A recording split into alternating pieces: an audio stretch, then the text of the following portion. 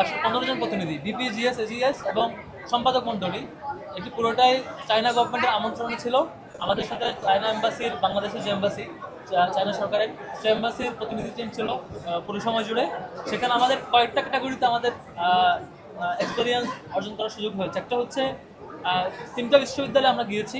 একটা হচ্ছে Beihang university, বেইহাংয়ের পরে পিকিং ইউনিভার্সিটি, তারপর সিংহুয়া ইউনিভার্সিটি। তিনটা ইউনিভার্সিটিতে আমাদের যাওয়া হয়েছে।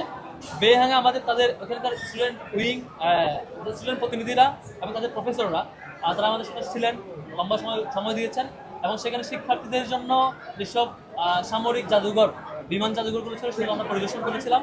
পিকিং ইউনিভার্সিটিতে আমাদের সেখানে গিয়ে তাদের সাথে যৌথ মিটিং হয়েছে, সেখানকার প্রফেসররা ছিলেন, সেখানকার বেশ কিছু স্টুডেন্টের টিম ছিলেন, তাদের সাথে আমাদের যৌথ মিটিং হয়েছে ফর্মালি এবং আমাদের সাথে মত বিনিময় হয়েছে।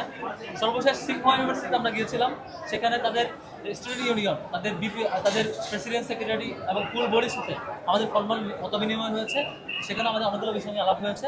আমাদের দিক থেকে আমরা বেশ কিছু ফিডব্যাক দিয়েছি, প্রপোজাল দিয়েছি, সেগুলো আমাদের আলাপে আসবে নিশ্চয়ই ইনশাল্লাহ।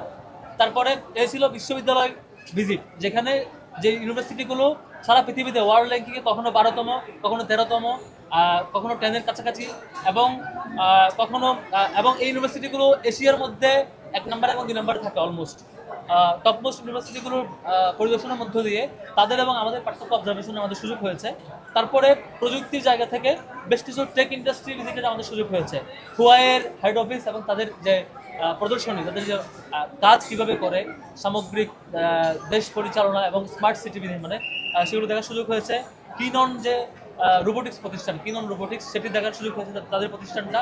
তারপর কিয়ানজি অর্থাৎ ড্রোন প্রতিষ্ঠান, যেটি আমাদের এখানকার কিছুদিন আগেও বাংলাদেশে ড্রোন শো পরিচালনা করেছিল যে প্রতিষ্ঠানটি, কিয়ানজি প্রতিষ্ঠান, সেই কিয়ানজি ড্রোন প্রতিষ্ঠানের তাদের অফিস, তাদের কর্তৃপক্ষ এবং তাদের স্টাফদের সাথে মত বিনিময়, তাদের কর্তৃপক্ষের মত বিনিময়, তাদের ওনার যারা, তারাও সেখানে উপস্থিত ছিলেন, তাদের সাথে আমাদের মত বিনিময় করার সুযোগ হয়েছে। তাদের এক্সপিরিয়েন্স এবং তাদের ভোগ এবং আমাদের জায়গা, এগুলো নিয়ে মত বিনিময় করার সুযোগ হয়েছে। তারপর computing face solution and AI প্রতিষ্ঠান মেঘভি, সে প্রতিষ্ঠানটিও ভিজিট করার আমাদের সুযোগ হয়েছে।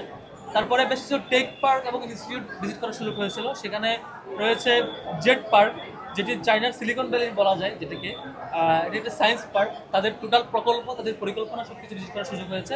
তারপর ওয়ার্ল্ড স্কিল মিউজিয়াম ভিজিট করার সুযোগ হয়েছে আমাদের। এর বাইরে আমাদের কিছু যৌথ মিটিং ছিল, তার মধ্যে একটি হচ্ছে নগর কেমন করে পরিচালনা করা হয় একটা সিটি। সেখানে আমাদের সাংহাই সিটি কিভাবে তারা পরিচালনা করে, সাংহাই মিউনিসিপ্যাল পিপলস কংগ্রেস যারা পুরো সিটি পরিচালনা করে, তাদের বডির পরিচালনা বডি, তাদের কংগ্রেসের যে রেগুলার হল রুম, সেখানেই মত বিনিময় হয়েছিল।